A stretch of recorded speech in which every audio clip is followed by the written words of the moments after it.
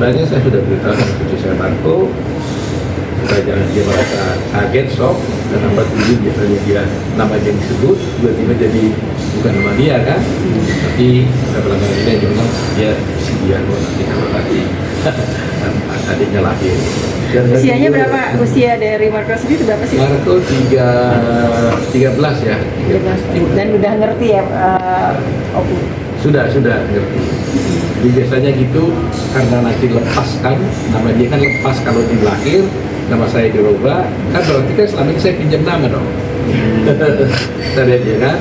Nah kalau nama pinjam nama, tentunya saya harus berdisi sama dia, ya harus ada sesuatu yang harus saya berikan pada dia sebagai penghibur dia supaya hatinya tidak cemburu ya gitu ya. Reaksi Marco sendiri gimana? Gimana? Ketika dikasih tahu nanti udah nggak pakai lagi Opu Marco. Ya syukurlah dia menerima bagian gitu. Tapi saya dengar ada saudara saya yang nggak mau, anaknya juga nggak mau tentang hal itu. Tapi kan nggak bisa kan, itu kan adat gitu loh. Tapi ada satu keluarga saya tahu itu nggak mau ya, pokoknya harus nama saya katanya. Wah repot banget kalau udah gitu kan. Nah beruntung saya karena Marco mau, dia orang baik, dia mengerti. Suatu adat itu sendiri membuat jadi keberuntungan gitu juga nggak sih foto yang Pak Oto dapatkan gitu ketika mempunyai cucu pertama, akhirnya ini akan ada cucu lagi. Ya pasti kan semua anugerah Tuhan pasti baik. Ya dikasih anak, dikasih cucu itu pasti satu anugerah yang harus kita syukuri sama Tuhan.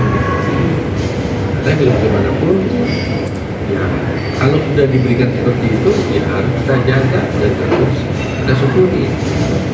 Jadi tidak ada anak yang tidak bilang tidak beruntung, pasti itu anak beruntung karena Tuhan yang kasih. Doa saya hanya satu kok nama waktu kita selama ini, supaya Tuhan kasih anak ini yang sehat dan takut akan Tuhan itu sehat, takut akan Tuhan. Nah kalau sudah orang takut akan Tuhan, udahlah beres semua itu urusan. Gitu ya, gitu.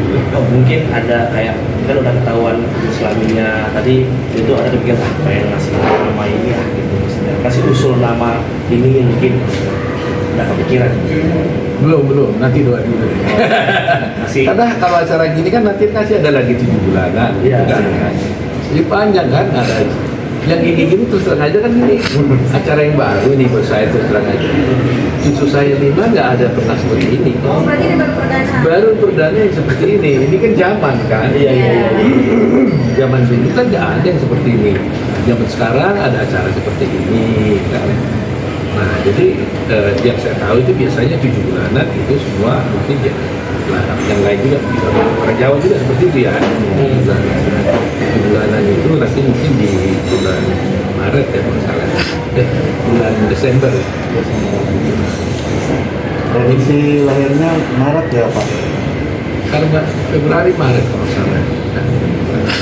Karena sekarang sudah di bulan 4 bulan kan. Pak, ini yang menarik di sini acara 4 bulanan ada doa mas. Gimana tuh Pak tadi? Saya nggak sempat lihat tadi lengkap ya. Ya sebenarnya iseng-iseng aja. Mereka bilang acaranya apa? Saya sendiri terus terang aja nggak pernah hadir di acara seperti ini. Ini jujur nih, karena ini orang-orang zaman sekarang yang tahu nih kan, kita kan modern mereka. Jadi acaranya gimana? Iya nanti nebak, katanya nebak laki atau perempuan gitu. Terus tapi bayangan saya tadinya Yakub bilang udah tahu, cuma disembunyi pada kita. Baru saya tadi saya tanya, Yakub sama Mila pun nggak tahu sebenarnya. Nah, jadi mereka bilang, gimana dong ada orang kalau tebak, ya kasih hadiah dong katanya. Gitu. Ya akhirnya istri saya bilang, ya udahlah kita, saya bilang, saya lupa saya atau istri saya bilang, pokoknya kita bilang sama-sama, ya udah kita yang sponsori deh. Apa dong gitu kan, ya spontan aja waktu makan, nggak ada serius, nggak ada, ini kan nggak ada panitiaan kan, ya udah kasih motor aja dah gitu, gampang gitu ya. Terus habis itu saya pergi waktu itu, jadi hanya ngomong doang gitu. ternyata betul dibikin gitu. Tadinya saya nggak tahu. Ya karena gini kan, kita selalu merasa ya Tuhan sudah kasih kebaikan pada kita. Itu saja. Tuhan memberikan berkat pada kita. Jadi selalu di setiap acara memang selalu kita berpikir sekecil apapun itu sebisanya selalu kita harus memberikan berbagi. Itu prinsip. Tidak harus banyak ya, tapi ya kalau bisa banyak bisa, nah, syukur. Tapi berbagi itu sudah prinsip paling dasar. Bukan karena saya sudah membalas hati pada Tuhan, karena Tuhan sudah memberikan pada kita duluan. Bukan gitu ya, bukan supaya saya kalau saya kasih terus supaya saya dapat banyak, enggak. Tuhan sudah kasih duluan, maka saya harus berbagi. Begitu. Kalau tak ada perubahan dari Pak Yakub nggak sih tentang bakal sudah menjadi sosok ayah nih, ada mungkin nasihat seperti apa ke Pak Yakub? Saya juga surprise ya, ini sebenarnya nggak tahu, Yakub marah kalau saya lain enggak. Dia tidak, saya tidak menyangka bahwa dia begitu dewasa banget ya, dalam dan saya lihat dia menjaga Mina baik sekali ya. Dia perfect ya belanya, menjaga, memperhatikan ya. Dan pikiran dia sudah betul-betul sudah mature ya, sudah matang gitu. Jadi akhirnya saya juga ya tidak begitu sulit lagi kan, tidak ada lagi banyak nasihat-nasihat yang saya kasih. Kadang-kadang dia sudah banyak kasih nasihat pada saya sekarang. Tapi sempat beredar kabar bahwa pihak Pak Oto tuh sangat memberikan suatu hal yang ke Mila tuh yang sangat-sangat sebagai princess banget gitu. Semuanya tuh Mila tuh bener-bener sebagai ratu gitu, sebagai mantu yang saya memperlakukan putri saya semua seperti ratu, termasuk mantu saya.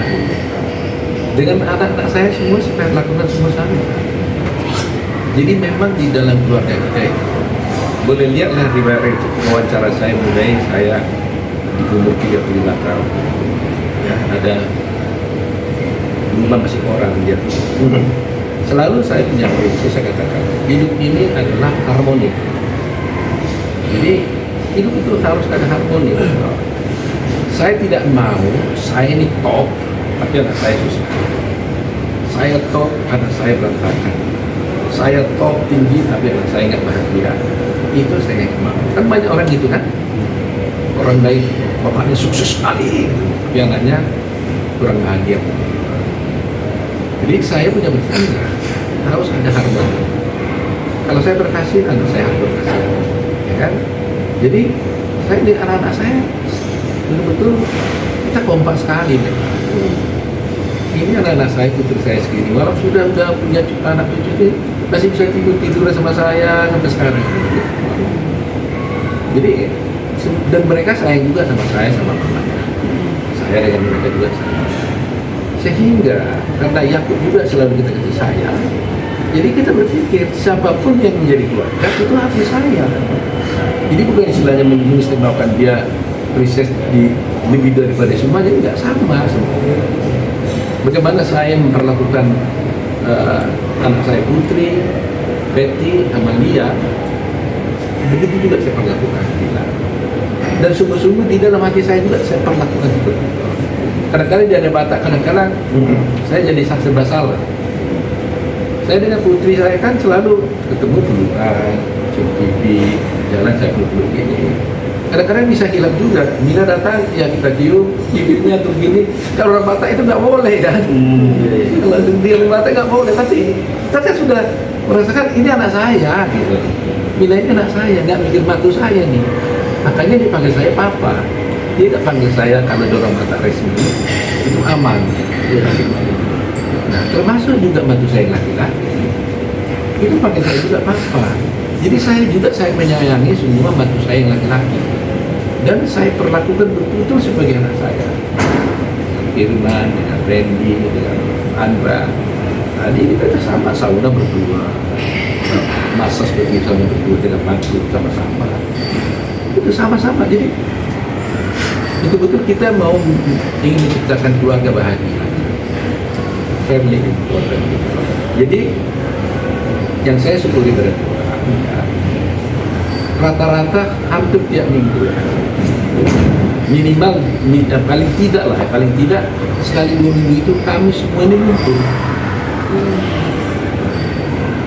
ya, habis dari gereja masing-masing terserah mereka mau gereja di mana, mau di rumah, lalu online atau langsung.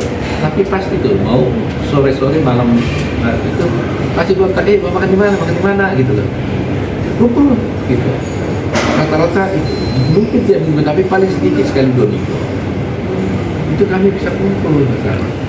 Jadi kami tidak merasa kehilangan apa-apa. Dan Mila juga mulai biasa dengan itu. Dan dia udah tahu. Kalau sudah, tradisi ya Pak? Udah tradisi tuh. Jadi makan sama. Bukan harus makan di tempat mewah. Pinggir jalan juga bisa makan sama-sama. Gitu. Nah jadi keluarga kita itu kan sekarang sudah mulai mandiri semua. Dulu kalau pergi keluar kota, liburan kemana pun rombongan, ya kan, tim besar gitu ya. Jadi tapi kan sudah nggak bagus kalau terus sama. Mereka kan satu keluarga kecil juga harus ada liburan masing-masing keluarga sendiri. Jadi sekarang itu kita buat begitu. Jadi mereka dalam 1 tahun ya keluarga Firman, Bunda Putri mungkin dia liburan sendiri dengan anak-anaknya. Seperti kemarin itu ya, Mila sama Yakub pergi honeymoon sendiri. Putri dengan Firman pergi sendiri kemana saya juga tahu.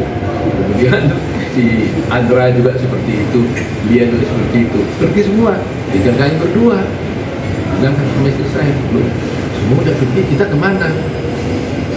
Pas ada hari libur pada waktu itu panjang kan, 5 hari. Ya udah pergi aja ke Eropa yuk, ikut-ikutan gitu.